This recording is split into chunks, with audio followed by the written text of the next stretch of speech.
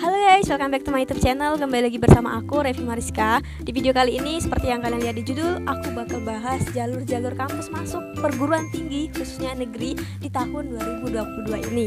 Jadi bagi teman-teman para pejuang kampus negeri nih, tahun 2022, wajib banget untuk nonton video ini, karena ada jalur spesial untuk teman-teman sekalian. Jalur yang tidak banyak sekali yang diketahui oleh para calon mahasiswa baru di tahun 2022. Jadi jangan sampai kalian memiliki suatu keahlian di suatu bidang, kalian tidak memanfaatkan keahlian tersebut untuk masuk di kampus yang kalian impikan. Jangan sampai seperti itu ya guys. Oke. Nah, di sini sebelum teman-teman lanjut ke videonya, ada baiknya teman-teman klik tombol subscribe di bawah kanan agar teman-teman mendapatkan notifikasi dari channel ini.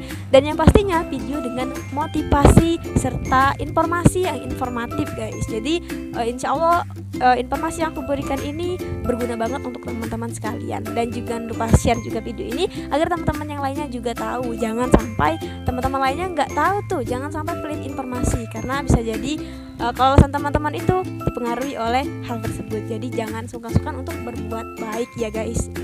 Oke, sebelumnya mohon maaf banget karena mungkin beberapa minggu yang lalu ya aku nggak bikin konten YouTube memberikan informasi, tips-tips dan lain sebagainya, karena ada beberapa kesibukan, biasa lah ya gitu. Jadi insya Allah kedepannya aku bakal bikin konten konsisten lagi untuk buat konten, memberikan informasi serta tips-tips kepada kalian semua. Dan juga insya Allah aku bakal kasih sedikit cerita-cerita atau kayak wawancara teman-teman aku mengenai jurusan. Jadi kayak beda jurusan seperti itu. Oke. By the way, di sini aku lagi ada di kampusku ya, kampus UIN Raden Patah Palembang. Di sana ada merupakan asrama. Jadi aku kayak di sini suasananya kayak enak banget. Jadi cocok untuk buat video dan masih agak sepi juga. Oke. Jadi langsung aja kita mulai ke videonya. Nah, jalur yang pertama, ini jalur yang paling sering banget ya, mungkin teman-teman udah tahu. Tapi bagi yang belum tahu, yang pertama jalur ini jalur yang kayak dia tuh awal banget, jalur ini awal banget, yang namanya SNMPTN. Sering banget mungkin teman-teman mendengar SNPTN, singkatan dari Seleksi Nasional Masuk Perguruan Tinggi Negeri, yang mana seleksi ini menggunakan nilai raport dari semester 1 sampai dengan semester 5. Jadi semester 6-nya itu nggak dimasukin, 1 sampai semester 5 aja. Dan juga siapa aja nih yang bisa masuk di jalur maksudnya bisa mendaftar melalui jalur ini, siapa aja. Nah, itu ditentukan oleh akreditasi sekolahnya. Ini sering banget aku bahas bahwa sekolah yang mendapatkan akreditasi A itu mendapatkan 40% siswa terbaiknya bisa mengikuti seleksi ini. Jadi jika teman-teman termasuk siswa terbaik, 40% siswa terbaik tersebut, teman-teman bisa banget untuk masuk di jalur SNPTN ini. Dan juga pesan dari aku, kalian jangan terlalu berharap di SNPTN. Karena kenapa? Karena di situ aku banyak banget cerita dari teman-teman aku, dari manapun ya, dari media sosial di situ. Karena jika teman-teman terlalu berharap kepada SNPTN, sehingga teman-teman itu kayak mengabaikan jalur-jalur lain. Teman-teman udah pede banget gitu masuk di jalur SNPTN, karena mungkin faktor faktor penentu kelolosannya udah teman-teman lampaui semua, udah teman-teman penuhi. Jadi kayak aku nih bakal lolos gitu di SNPTN. Jangan seperti itu. Di situ masih ada kesempatan jalur SBMPTN situ guys. Karena kalau teman-teman hanya berharap di SNPTN, teman-teman gak belajar sama sekali untuk persiapan tes UTBK-nya, itu kayak salah banget guys. Jadi teman-teman harus tetap belajar SBMPTN sebagai planning kayak gitu ya, planning. Di situ aku udah juga buat video planning di sini. Bisa teman-teman klik linknya di deskripsi juga mengenai rencana apa, mulai dari mana kita harus mempersiapkan kampus kita ini, kayak gitu. Jadi yang kedua, akreditasinya itu B. Kalau akreditasi sekolah teman-teman B itu 20% siswa terbaik di sekolahnya itu bisa mengikuti seleksi SNPTN ini. Jadi jika teman-teman akreditasi sekolahnya B itu 20%, hanya 20% siswa terbaiknya bisa mengikuti seleksi ini. Tapi jika akreditasi sekolah teman-teman itu C, itu bisa banget masih bisa untuk mengikuti SNPTN ini, tapi hanya 5% siswa terbaiknya. Jadi misal 5% siswa terbaiknya, jika teman-teman termasuk 5% tersebut, teman-teman boleh banget untuk masuk di jalur SNPTN ini, mendaftar melalui jalur SNMPTN ini. Jalur yang kedua ini masih menggunakan nilai rapot juga.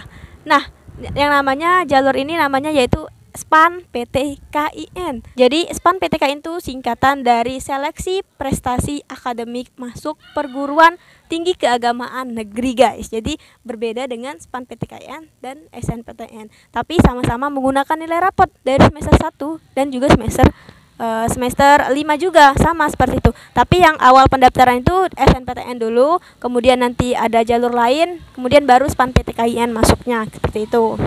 Jadi SPAN PTKIN itu universitasnya kayak STAIN, UIN, IAIN, jadi yang setara kayak gitu, guys. Islam kayak gitu. Jadi kalau aku nih PTKIN, Perguruan Tinggi Keagamaan Islam Negeri, kayak gitu. Yang namanya UIN, Universitas Islam Negeri. Ada juga namanya STAIN, IAIN gitu. Tapi aku UIN-nya Universitas Islam Negeri. Jadi seperti itu SPAN PTKIN. Kalau aku kemarin lolos di jalur SPAN PTKIN. Nanti aku juga bakal bahas bagaimana ceritaku bisa lolos dan bagaimana ceritaku bisa memilih SPAN PTKIN ini di kampus aku yang sekarang ini. Jadi jalur yang ketiga yaitu SNMPN. Jadi ini masih jalur rapot, guys, masih jalur rapot SNMPTN. Ini jalur ini menurut aku ini juga jarang ya orang-orang nemuin jalur ini. SNPTN mengetahui jalur ini. Jalur ini singkatan dari Seleksi Nasional Masuk Politeknik Negeri. Jadi kalau yang tadi keagamaan Islam, perguruan tinggi negeri, kemudian sekarang yaitu politeknik. Jadi itu anak teknik semua di situ, politeknik negeri. Itu sama, guys, masih sama, masuk melalui jalur rapot menggunakan nilai rapot dari semester 1 sampai dengan semester 5 juga seperti itu. Jadi di situ ada SNPTN, SPAN PTKIN, dan yang terakhir yaitu SNMPTN. Jalur rapot juga ini, jalur rapot semua. Jadi kalau yang tadi dari untuk PTN umum, terus yang kedua tadi untuk keagamaan Islam, terus yang ketiga yaitu politeknik. Nah, di sini banyak banget yang nanya. Ya, tahun-tahun dulu juga banyak banget yang nanya, "Kak, aku kan udah daftar SNPTN tuh. Boleh nggak aku daftar SPAN PTKIN? Boleh nggak aku daftar SNPTN?" Jawabannya bisa banget. Karena yang menyelenggarakannya itu berbeda-beda seperti itu.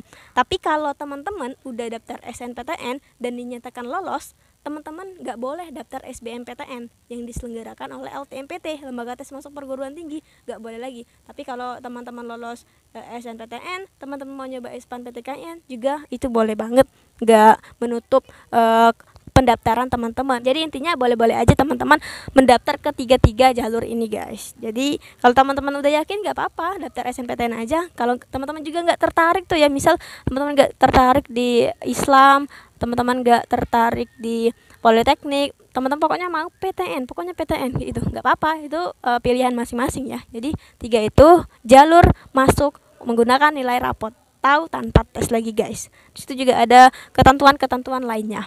Terus yang kedua ini jalur tes. Yang pertama yang paling orang-orang udah tahu banget, yang udah disiapin oleh para pejuang kampus 2022 itu jalur SBMPTN. Banyak banget ini udah tahu banget. SBM itu singkatan dari Seleksi Bersama Masuk Perguruan Tinggi Negeri menggunakan nilai UTBK, ujian tulis berbasis komputer. Nah, ujian tulis berbasis komputer ini diselenggarakan setelah pengumuman SNPTN. Jadi bagi teman-teman yang enggak lolos SNPTN, teman-teman bisa daftar di SBMPTN, bisa mengikuti di jalur SBMPTN ini. Kemudian ada jalur UMPTKIN. Nah, kalau tadi kan SBMPTN itu jalur yang kayak SNPTN, SBMPTN. Tapi kalau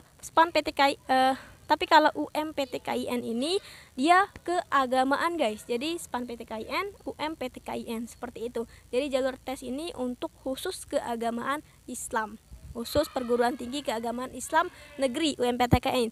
Ini juga tes sama seperti SBMPTN, tapi dia soal-soalnya itu dia kayak ada keagamaannya gitu, guys. Ada bahasa Arabnya kayak gitu. Pokoknya ada keagamaannya. Berbeda tesnya dengan UTBK. Kalau UTBK itu kan dilihat dari penalaran umum, pengetahuan kuantitatif, juga ada dan lain-lain pokoknya ya. Tapi kalau di UMPTKIN ini ada keagamaannya seperti itu. itu. Kemudian jalur yang keenam adalah SBMPN. SBMPN ini singkatan dari Seleksi Bersama Masuk Politeknik Negeri. Jadi kalau yang tadi ada SBMPTN dan UMPTKIN, sekarang ada SBMPN. SBMPN ini khusus untuk Politeknik Negeri. Jadi jika teman-teman ingin masuk ke keagamaan Islam, bukan melalui jalur SBMPN, tapi melalui UMPTKIN. Jadi berbeda-beda jalurnya, seperti itu. Jadi ini untuk Politeknik Negeri, seleksi bersama masuk Politeknik Negeri, kayak gitu. Jadi sama-sama tes menggunakan nilai tes, dan dia tidak terikat oleh ketentuan akreditasi sekolah dan lain-lain. Jadi dia benar-benar bersaing, otak kita bersaing dengan orang-orang. Kita nggak mandang tuh dari SMA unggulan, dari SMA mana, pokoknya otak kita yang bersaing, berkompetisi dengan orang-orang lain, nggak mandang latar belakangnya dari mana, seperti itu. Nah yang terakhir, jalur yang terakhir yang katanya terakhir banget, harapan kesempatan terakhir banget, yaitu jalur mandiri. Jadi jalur mandiri ini diselenggarakan oleh masing-masing perguruan tinggi. Misal kayak UIN misalnya. Nah, dia tuh kayak dia kebijakan kampusnya sendiri, berdiri sendiri. Kayak mana bakal diselenggarakannya jalur mandiri ini. Jadi tergantung dengan bagaimana kampus tersebut, dan biayanya pun beragam-ragam. Ada yang 300.000, ada yang 500.000 dan lain-lain. Jadi setiap kampus itu berbeda-beda. Jadi jika teman-teman nggak ada lagi kesempatan di jalur rapot, jalur tes, teman-teman bisa banget untuk masuk di jalur mandiri. Cuma ada satu nih masalahnya, yaitu masalah biayanya sendiri. Tapi masih ada perguruan tinggi yang menerima jalur mandiri menggunakan KIP kuliah. Itu masih ada banget, tapi agak sedikit ya guys. Di jalur mandiri ini nggak seluruh universitas membuka jalur KIP kuliah. Untuk KIP kuliah menggunakan, maksudnya kayak menggunakan memanfaatkan KIP kuliah sebagai jalur masuk untuk di jalur mandiri ini. Jadi kayak itu tuh kembali ke kebijakan kampusnya masing-masing. Jika teman-teman ingin masuk melalui jalur itu, teman-teman silahkan cek websitenya kampus masing-masing gitu. Nah di sini ada lagi nih jalur yang keberapa nih, yang selanjutnya pokoknya, yaitu jalur bibit unggul guys. Jalur bibit unggul ini kayak dia menggunakan prestasi teman-teman. Di situ ada banyak sekali ketentuan-ketentuannya. Kayak misal teman-teman prestasi di bidang lomba karate misalnya, teman-teman harus juara tingkat nasional, setidaknya juara 3 tingkat nasional, seperti itu. Di situ itu sesuai dengan kebijakan kampus juga guys. Nggak seluruh perguruan tinggi itu membuka jalur bibit unggul. Seperti halnya contohnya UGM, dia membuka jalur masuk untuk para calon mahasiswa di jalur bibit unggul, kayak gitu. Kalian bisa cek websitenya di Google ya guys, bisa searching aja di Google bibit unggul UGM. Di situ teman-teman bisa banget untuk mencari, kepo-kepoin lah pokoknya kayak gimana sistemnya, kayak berapa bayarannya, kayak gitu teman-teman bisa banget. Tapi ya aku perjelas lagi bahwa ini sesuai dengan kebijakan kampus masing-masing. Nggak semua universitas itu membuka jalur bibit unggul seperti itu. Jadi jalur bibit unggul. Jadi jika teman-teman itu pada saat di SMA teman-teman memiliki prestasi yang menang banget, bisa dikatakan tingkat nasional, teman-teman menang, itu bisa banget dimanfaatin untuk masuk ke kampus impian teman-teman. Jadi seperti itu. Kemudian jalur yang terakhir ini ya, jalur keberapa ini jalur ini kayak rahasia banget kayak gitu. Jadi jalur ini yaitu jalur ketua OSIS. Ini juga nggak dibuka di semua perguruan tinggi guys. Contohnya di IPB, dibuka di IPB. Itu dia membuka jalur masuk untuk para ketua OSIS, ketua OSIS di sekolahnya. Jadi jika teman-teman sekarang sedang menjabat sebagai ketua OSIS di sekolahnya, itu teman-teman udah mendapatkan kesempatan untuk masuk IPB di jalur ketos ini guys, ketua OSIS ini. Jadi teman-teman bisa manfaatkan jabatannya, pengalamannya ketika di sekolah. Teman-teman bisa masuk ke jalur ini, masuk ke kampusnya melalui jalur ini. Tapi juga ada ketentuan-ketentuan yang harus teman-teman penuhi, seperti ketika ingin wawancara dan lain-lain sebagainya. Oke. Jadi sekarang bisa aku rangkum jalur-jalur masuknya, jalur rapotnya. Yang pertama ada SNPTN, SPAN-PTKIN, terus ada SNMPN. 3 itu jalur rapot guys. Tapi kalau untuk jalur tes ada SBMPTN, ada UMPTKIN, dan juga ada SBMPN. Kemudian ada jalur mandiri, kemudian ada jalur bibit unggul, dan terakhir ada jalur ketua OSIS. Dan satu lagi tambahan ya, aku baru dapat informasi juga bahwa di Universitas Negeri Jakarta UNJ, dia membuka jalur khusus konten kreator.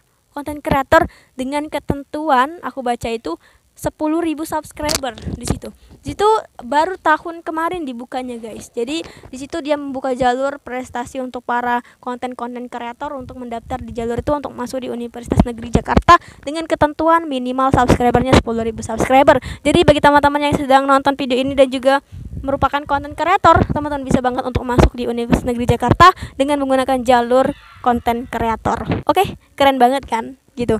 Jadi mungkin itu aja kita sharing-sharing hari ini. Nanti aku bakal sharing-sharing lagi mengenai pengalaman aku, gimana aku kuliahnya dan seperti apa cara aku masuknya. Jadi jangan lupa like, comment, dan subscribe video ini dan juga share ke teman-teman lainnya. Oke?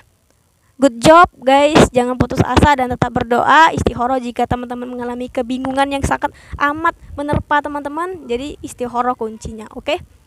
Sampai jumpa di video lainnya. Bye.